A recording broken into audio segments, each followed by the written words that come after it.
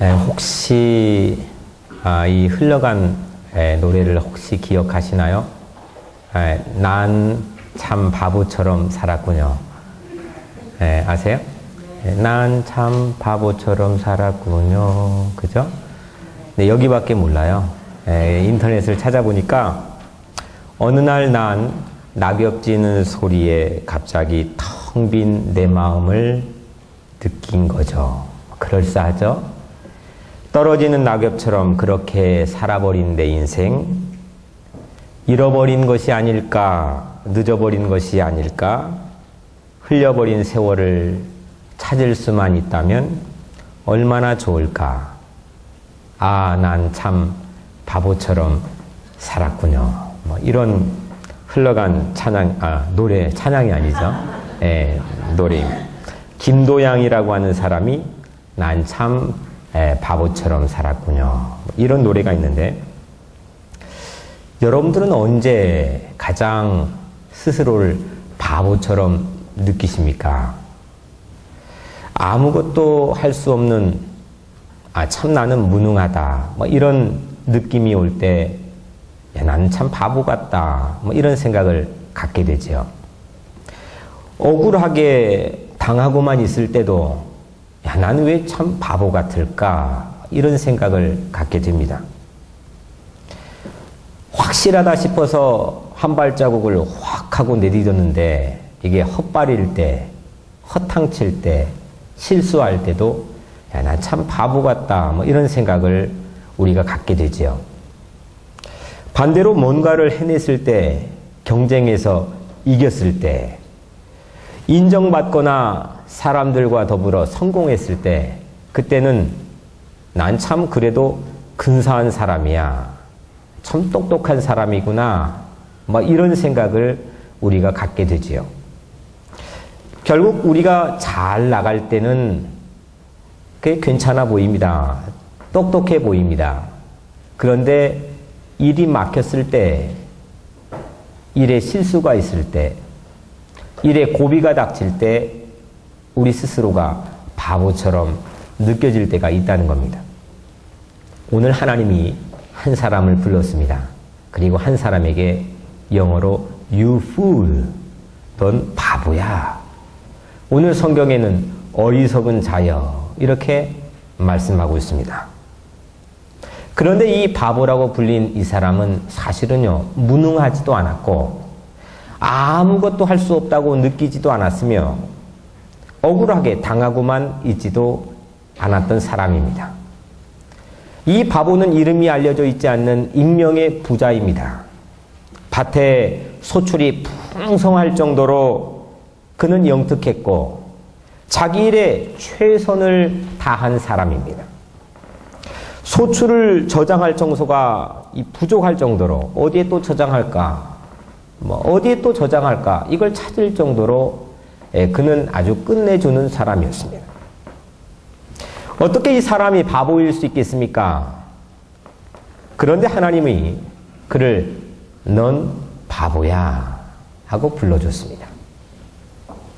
우리는 언뜻 그가 바보인 이유를 그가 부자였다고 하는 사실에 찾을 수도 있습니다. 왜냐하면 우리 머릿속에는 성경을 읽다가 거지 나사로가 죽어서 천국에 가고 부자가 죽어서 어디에 갔죠? 지옥에 간 이야기를 기억하고 있기 때문입니다. 그런데 지옥에 간 이 부자가 천국에 있던 한 사람과 장거리 전화를 했어요. 그것도 여러분들 기억하시지요? 지옥에서 천국으로 걸은 이 장거리 전화의 상대가 누구였습니까? 누구였죠? 아브라함이었죠. 생전에 아브라함은 거대한 부자였습니다. 거부였어요.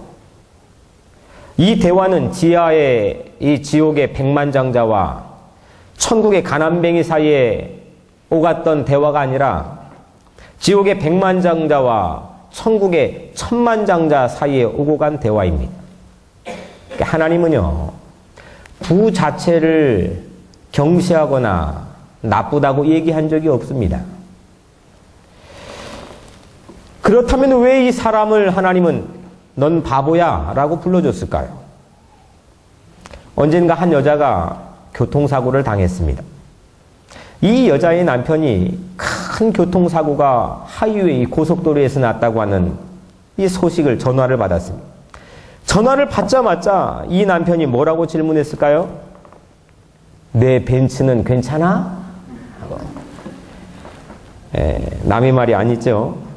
이 말을 들은 아내가 어떠했겠습니까? 열받치는 거죠. 벤츠가 중요합니까? 벤츠 안에 타고 있는 아내가 중요합니까? 네? 벤츠가 중요해요? 그때는 둘 다 중요하다 그래야죠. 혹시 여러분 가운데는 벤츠가 더 중요하다고 배짱 좋게 말할 수 있는 바보는 없겠죠. 사실 본문에서 이 부자가 왜 바보인지를 찾기는 쉬운 일은 아닙니다. 중요한 단서가 23절에 있는데 목숨이 음식보다 중하고 Life is more than food. 몸이 의복보다 중하다. The body more than clothes. 무엇이 더 중요한지를 아느냐? 이거 물어본 겁니다. 푸드가 라이프보다 중요하게 여기는 사람이 있다는 거예요. 바디보다, 몸보다 옷을 더 중요하게 여기는 사람도 있다는 겁니다. 아내보다 벤츠를 더 소중히 여길 것 같은 사람도 있다는 거예요. 영국에 공부할 때 마케팅에 관한 소논문을 읽은 적이 있습니다. 타이틀이 디스플레이입니다. 우리 한국말로 하면 진열, 전시 뭐 이런 거죠. 판매 전략을 위해서 진열 잘하는 방법을 과학적으로 연구한 논문입니다. 그때부터 제가 상점을 갈 때마다 예전에 건성으로 봤던 상점의 진열한 품새들을 자세하게 관찰하는 습관이 생겼습니다. 손님의 눈높이를 비롯한 여러 가지를 과학적으로 연구하여 내가 가장 팔고 싶어하는 물건이 이 주인의 물건이 어디에 놓여 있는지 이거 참 중요한 이야기입니다. 아니면 그 가게에서 손님이 가장 많이 사고 싶어하는 물건 옆에다가 주인이 가장 팔고 싶어하는 물건을 옆에다 딱 하고 보기 좋게 놓으면 됩니다. 이런 내용들이 그 논문 안에 담겨 있습니다.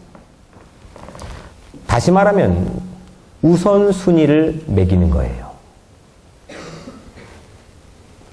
세미나 1시간에 제가 한국에 목회할 때 세미나 1시간에 $1,000가 하는 우리나라 대기업이나 중소기업의 CEO들이 참석하는 아주 큰 컨퍼런스를 저는 참여는 못하고 이 자료만 제가 받아본 적이 있습니다. 근데 거기 자료를 쭉 하고 보니까 이 집중 코스에서의 첫 스텝이 무엇인지 아십니까? 이론만 좀 다듬었을 뿐이지 제가 아무리 보니까 그 내용은 우선순위를 찾아내도록 이 CEO들을 막 훈련하는 내용입니다. 알고 있으면서도 대부분 무턱대고 그냥 감각으로 경영을 하기 때문입니다. 그러고 보면 성경은 최고의 인생 경영학인 걸 믿으시길 바랍니다. 인생의 우선순위를 알려주거든요. 오늘 31절에 다만 너희는 그의 나라를 구하라. 그리하면 이런 것들을 너희에게 더해 주시리라 했습니다. 하나님이 우리를 향해서 인생을 어떻게 매니지하고 세상에 우리의 사는 시간, 세월들을 어떻게 매니지할 건지를 알려주는 말씀입니다. 여러분들의 인생은 어떻게 디스플레이 되어 있습니까? 다가올 한 주의 여러분들의 삶을 어떻게 디스플레이 할 예정입니까? 여러분들의 남겨진 인생의 시간이 하루일지, 1년일지, 20년일지 아무도 모르지만 나에게 남겨진 시간을 무엇으로 어떻게 어디에 디스플레이를 하시렵니까? 인생을 잘 경영하려면 먹고 사는 것도 중요하지만 이 모든 것보다 더 중요한 우리의 생명과 우리의 영혼과 우리 영혼이 살아갈 하나님의 나라가 더 중요한 우선순위가 되어야 될 줄로 믿습니다. 본문은 부자가 왜 바보라고 우리에게 고발하고 있습니까? 가장 중요한 것을 가장 천하게 여기고 별 볼 일 없고 천한 것들을 가장 중요한 것으로 붙들고 살았기 때문입니다. 옷은 몸을 위해 있지 않겠습니까? 그런데 내 몸뚱아리가 옷을 위해서 존재한다고 가정해 보세요. 이거 참 황당한 일입니다. 음식이 생명을 위해 있는 건데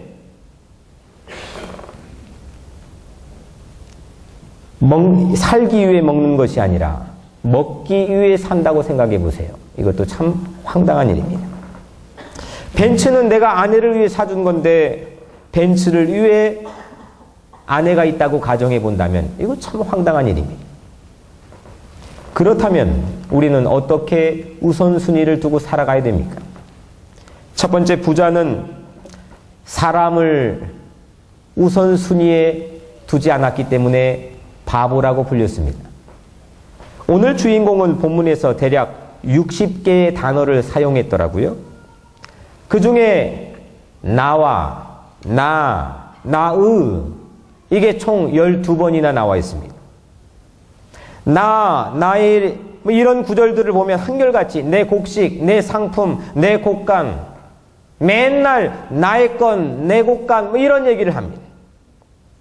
한 사람이 어떤 단어를 반복하며 사용하는지를 간감히 관찰해 보면 그 사람의 가치관이나 세계관이나 그 사람의 인생관을 짐작해 볼 수가 있겠지요.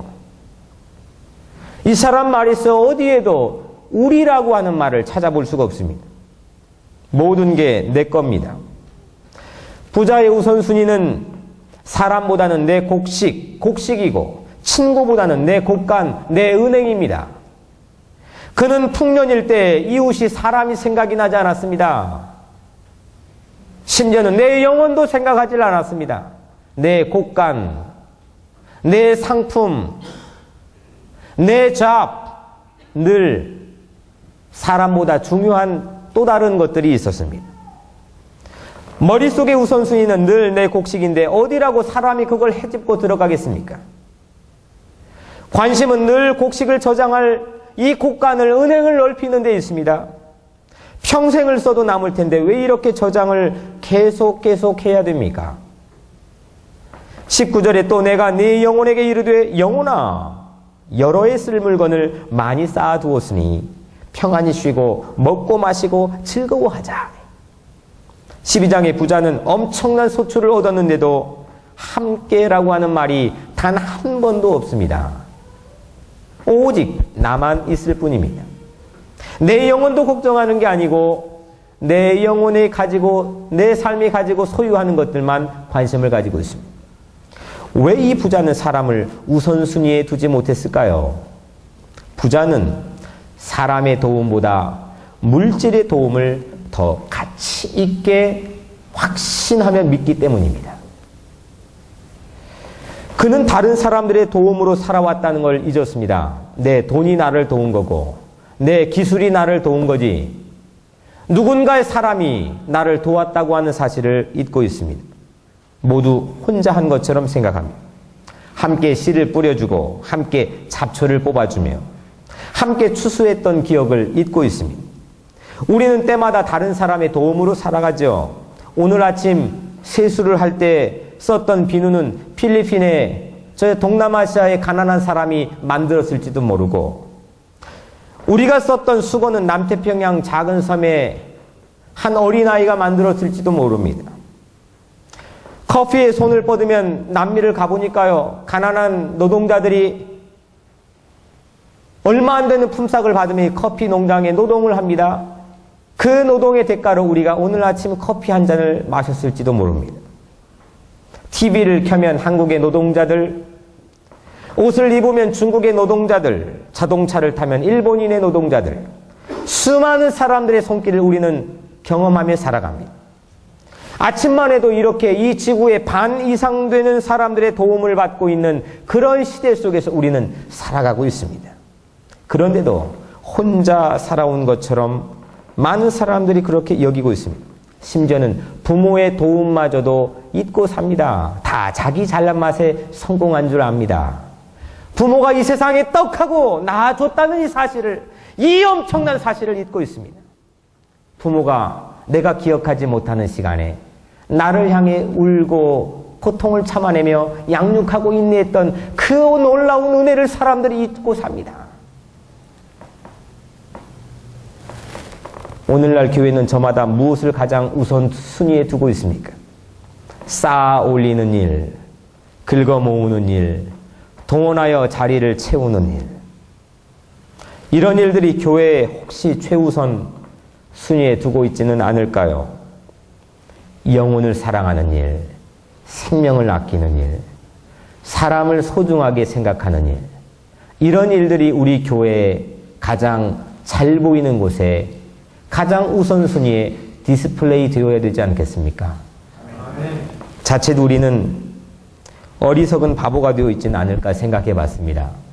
목회를 하는 이 정도, 자칫 수많은 일들을 하고 다니는데 사랑하는 내 성도가 내 목회 모든 여정 가운데 가장 중요한 곳에 디스플레이 되어 있나? 사나운 일이나 늑대가 달려올 때는 목숨을 내걸고 이 디스플레이 된 성도들의 영혼을 지키기 위해서 얼마나 각오하고 있나? 참문해 봅니다. 유대 지도자들이 안식일에 병을 고쳐주는 예수님을 보고 신란을 하고 비판을 했죠. 어째 안식일에 율법을 어기느냐? 그런데 예수님이 뭐라 말씀했습니까? 사람이 안식일의 주인이라고 말했습니다. 최고의 상위법에 속하는 이 안식일법조차도 사람 밑에 있다는 겁니다.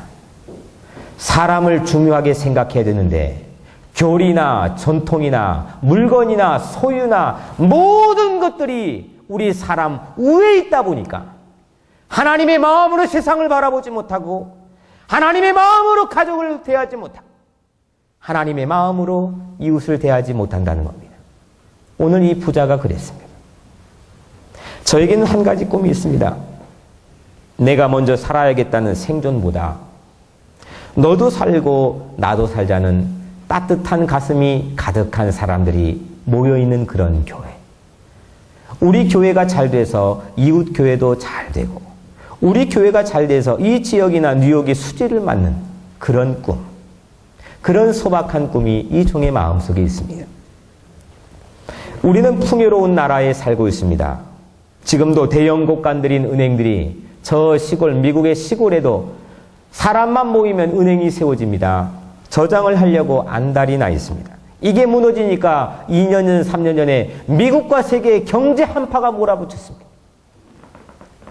혹시 김도양의 노래 가사처럼 우리 모두가 바보처럼 살고 있지는 않습니까? 내 생존과 교회의 생존만 우선순위로 디스플레이 되어 있는 그런 교회가 아니었습니까? 우리는 가장 안전한 은행을 찾아야 됩니다. 우리 주님이 안전한 은행을 어디라 했습니까? 그곳은 지금도 굶주려 죽어가는 어린아이들의 텅 빈 배가 우리 주님이 만들어주신 은행일 수도 있고 주님을 알지 못해 방황하고 길이 막혀있는 이 땅의 많은 이웃들이 가장 안전한 은행이 될 수도 있습니다. 이 곳간을 우리 소유로 채우고 이 곳간을 우리 사랑으로 채우고 이 곳간을 우리 복음으로 채우는 겁니다. 33절에 너희 소유를 팔아 구제하여 낡아지지 아니하는 배낭을 만들라. 곧 하늘에 둔 바 다함이 없는 보물이니 거기는 도둑도 가까이 하는 일이 없고 좀도 먹는 일이 없느니라.